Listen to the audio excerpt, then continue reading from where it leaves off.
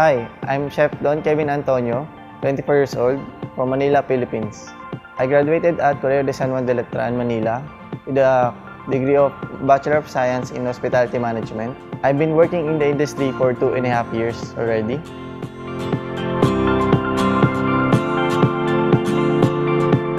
I have worked in Raffles and Fairmont hotels for 1 year. I've been assigned in the all-day dining restaurant. I have worked with Western and Asian section. And after that, I've been to Princess Cruise Lines for 1 contract. And now I'm currently connected with Shangri-La Hotel and Resort.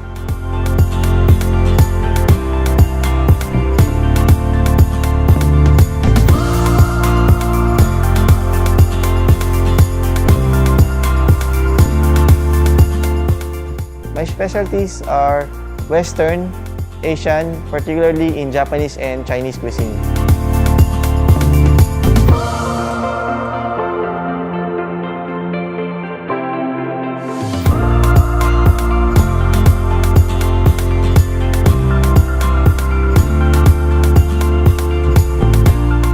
Aside from the great opportunity that Australia has to offer, I would like to work in Australia because I want to learn and adapt their style of cooking and their cuisines.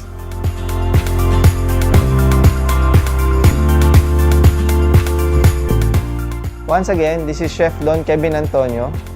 I thank you for this opportunity and I do hope to see you soon in Australia.